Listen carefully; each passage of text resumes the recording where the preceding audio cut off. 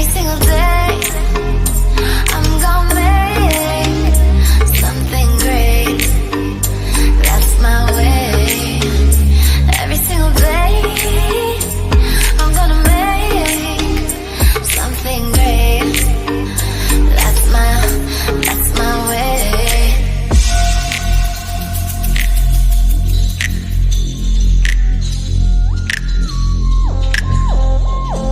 Hi everyone, welcome back to Simply Mama D's. Today we're going to adventure down in Foodland again because you know I'm such a foodie. So we're going to battle Cornish hens today. A lot of people don't buy them because they're intimidated by them because they literally look like a small chicken or a small bird. So people don't know how to prepare them or what to do with them. So we'll get started with that and I'll go ahead and do the recipe and kind of show you how to do a basic Cornish hen bake.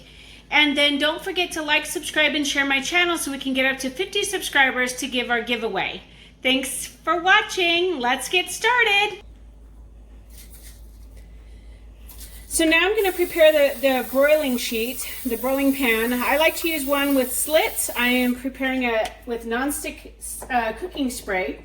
The reason I use this type of pan is Cornish hens are a really fatty bird.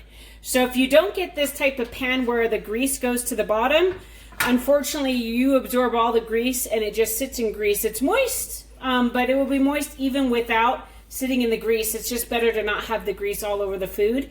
The other thing is years ago I used to do Weight Watchers, and I don't know if they do Weight Watchers anymore, but with Weight Watchers they had a point system, and back in the day if you ate a whole Cornish hen with the skin, it was 18 points. That's almost a whole daily value for most women.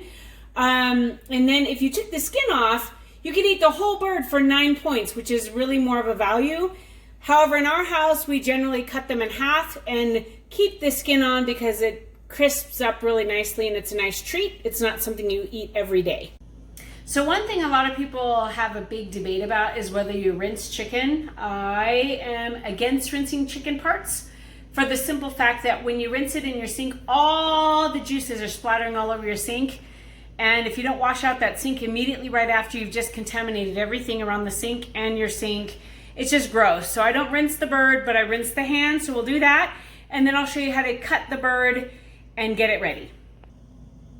So now I've taken out 2 Cornish hens out of their packaging and drained most of the blood that comes in the packaging.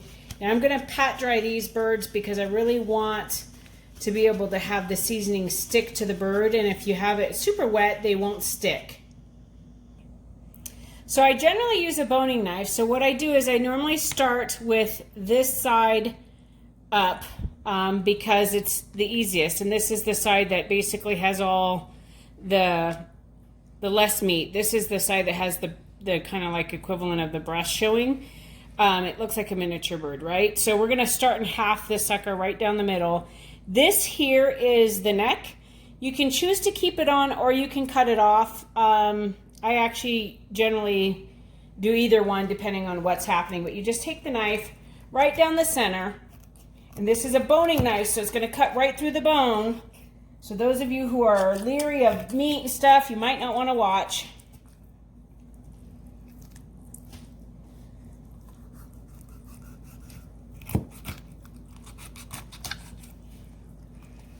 Then here's extra fat, kind of the butt area. Some people keep that on. I tend to cut it off just because it's extra fat. And we're already keeping the skin on for the most part, so we don't need all that extra fat. So now we've got him halved. This bird is halved. So now I'm going to come in here and just, again, use a little bit of dry paper towel to dry in the inside. As you can see, they come with a little bit of innards, organs and stuff, and you can cut that off or you can bake with it. It doesn't really matter. It's personal preference. I tend to cut it off or pull it off. So now you've got it halved. Now if I were to take this bird and leave it like this, people call this spatchcocking if you flatten it down with like a meat tenderizer or something to flatten it even more so. It breaks the rest of the bones and kind of keeps it flat. It makes your baking time less, but we're not going to do that today. We're just going to go again right down the center.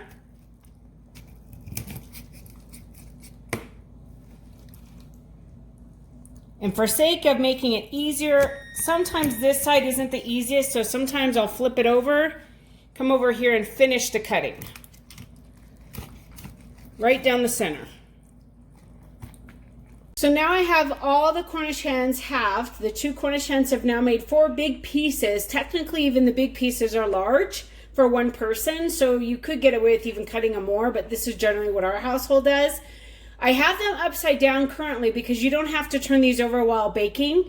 I have a preheated oven at 375, and what we're going to do is season both sides generously with black pepper, seasoning salt, and granulated garlic. For this, it's pretty basic, not extra needed because there's a lot of flavor in these birds. And I just kind of sprinkle on the underside of the bird, evenly distribution of black pepper, seasoning salt, and the garlic. And again, we're not going to turn this over, but who has ever eaten meat that either has no seasoning? I know O.M. Callan talks about this all the time on his YouTube channel. It's kind of funny because I can't imagine eating meat with no seasoning at all. Like no salt, no nothing. It's disgusting. So I always find it funny when people halfway season their meat, like they only season the side they think people can see. But I think everyone eats most of it, right? So I don't want half-seasoned bird. That's disgusting. So we're going to go ahead and turn these over. And because I've washed my hands, I'm going to turn these over now using a fork so I don't contaminate my hands again while I'm using the seasoning containers, because that would be gross. So we're going to go ahead and turn these birds over. We're going to finish seasoning. Now most birds, like chicken, when you roast them, sometimes you want to put butter or oil or something like that, or turkey, right? These are so fatty that you don't need to do that. If you do that, you're going to have one greasy bird, even with these broiler pans. Trust me, you do not need all that grease. Just lightly put the black pepper on. Don't overkill it with pepper unless you like it spicy. I mean, we like spice, but I don't want to be choking on these. Simply E thinks that's funny.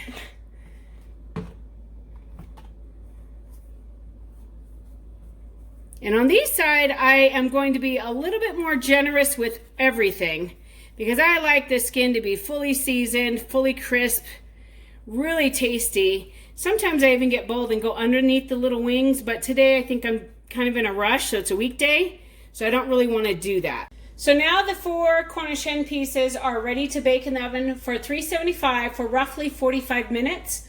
Again, you can change the seasoning variants based on how you like it. I just tend to stick with those 3 for Cornish hens. Every now and then I'll put paprika or cayenne pepper if I want it a little spicy. But today we're going to make it a little tame. And then you can make your favorite sides with this. Usually a starch and a vegetable work out really well. So we'll probably end up doing salad. And I'm thinking some sort of potato. I was going to do baked potato, but I'm not sure because that I like to do in the oven, but we could do in the microwave. It's just not my favorite way of doing those. So we're going to put this in the oven for 45 minutes on 375. Okay. Well, that was quick. So while the Cornish hens are baking, we've decided that we're going to make a mac and cheese really quick and throw it in the oven with the Cornish hens. So we're going to go ahead and get a pot of water set to boiling with some salt in there. This is the only time you can really season or flavor your pasta. So we're going to go ahead and do that, and we'll pick out what pasta and make homemade macaroni and cheese to go with this, which is a great weekday meal so the kids can actually have something for leftovers tomorrow, so I won't have to cook, which is great. And it's preparing ahead of time, and it doesn't take a lot of time. We decided not to do potatoes, too boring and not fun. So we are doing a tricolor rotini. We already cooked it according to package instructions. We did the whole box because it actually isn't a lot as you think it would be. And now we're just taking it hot pasta and putting it in a bowl. I'm not rinsing it, I'm not draining it other than this because we're going to use this hot pot to start making our cheese sauce. So to the pot that's already hot, I've got it on medium low. We're going to add 1 tablespoon of butter and melt that down. Great. Simply E, go ahead and stir that butter around in that pan. Okay.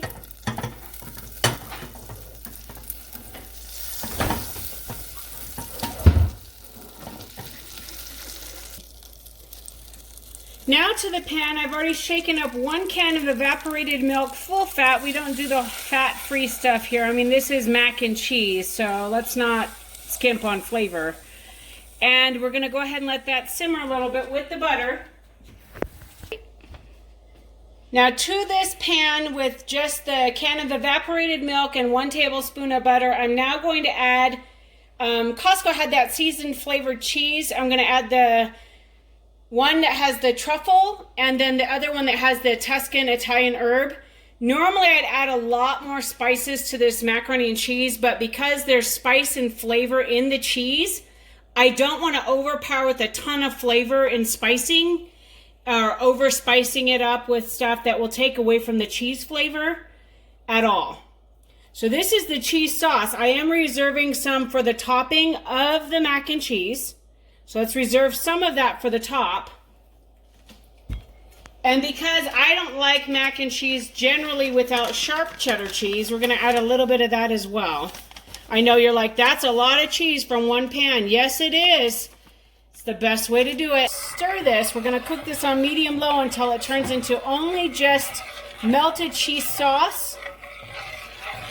And then that bowl we have the pasta kind of hanging out in is where we're going to coat the pasta with all this cheesy sauce. So I just added about 3 twists of sea salt and about 2 to 3 sprinkles of granulated or garlic, and then about 3 sprinkles of black pepper. And that should be enough seasoning for this 1 batch of macaroni and cheese. As you can see, the cheese is now melted. It's better to do this with shredded cheese. If you want to be super fancy, you can use Gruyere cheese, any type of cheese that easily melts. Smoked Gouda is really good for people who are vegetarian that like the taste of bacon but don't like bacon, because it has that smoky flavor and it's absolutely delicious. So now our cheesy sauce is ready to be poured over the pasta. Make sure when you're doing the cheesy sauce that you really keep a watch on it, because milk things can burn quickly in a saucepan or skillet. We want all of that cheesy goodness in here. I know it's extra, but I am a lot extra when it comes to food, so you know how I do, Simply Mama D. I'm going to go ahead and stir all of this saucy goodness into this wonderful bowl. And what we'll also add as a binding agent is going to be 2 scrambled eggs that were previously scrambled into this. And the reason we don't just pour it on is that doesn't evenly distribute the eggs throughout. So when we stir this up, it actually gets to coat everything. Now you really can't taste this now because we've got raw egg in here, everyone, but it smells so good in the house right now. Between the Cornish hens baking and this mac and cheese tricolor rotini, oh my word, I am just thinking dinner's gonna be scrumptious. And with non-stick spray, I know I keep doing that, but it really helps. I actually like to do a couple layers of the pasta instead of just dumping it in there. One, it gets a different coating and different layers of cheese throughout. Just adds that extra flavoring to it. So we're going to add more cheese of all the flavors we have. Just gently sprinkle as much as you see fit. You can do fat-free cheese if you're on a diet, but I don't think cheese and diet go together, but that's just my opinion. All the rest of the cheese on the topping. Use all the shredded cheese. Always recommend pre-shredding your cheese before you get started, or having pre-shredded cheese just to make it easier. Some of the fancier cheeses don't come pre-shredded, so you kind of have to do it as you go along.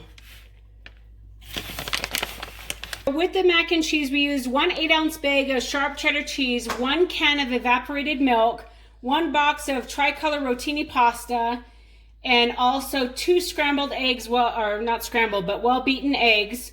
And then we also used an equivalent of about 12 ounces worth of various cheese blocks that we shredded ourselves to add extra flavor. And now we're going to go ahead and top it in 1 tablespoon of butter. So now we're going to go ahead and top this with parsley just to make it colorful and pretty. And we'll bake this in the same 375 oven for about 30 minutes on the bottom rack. So here's the finished Cornish hens. We did keep them in for about 15 minutes longer, so about an hour total because they weren't quite done. But they have a crisp skin on top. We'll let them set just a little bit, and then we'll let you hear the skin when we go in to take a bite. You hear that sizzle? I just finished baking the mac and cheese in the oven, and I actually put it under the broil for about 3 to 5 minutes, basically so that it could get a crisp skin with the cheese. Now we'll let it set for a little bit, maybe about 3 to 10 minutes, and then it will be ready to serve. Do you hear that crispiness of this chicken? Cornish hen. Look how perfectly crisp and juicy this is. I like it so much, I'm having more. So good. I lifted off the pan. I want to show you the grease that was not cooked with the birds because we use this kind of broiling pan. This is what you miss out on when you actually cook it in the grease. You're eating all that. So this is not extra grease that you need to eat. Every little bit helps. So definitely use a broiler pan when baking Cornish hens. Now we're going to dig into the mac and cheese. Ooh, you hear that oozy sound? Listen. That is a good mac and cheese. Let me put this on a plate and show you how it looks. This is the perfect batch of mac and cheese. As you can see, there's a nice crust on the edges. It's crispy. It's been browned on the top, and look at all that ooey goodness inside. Oh, it's so good.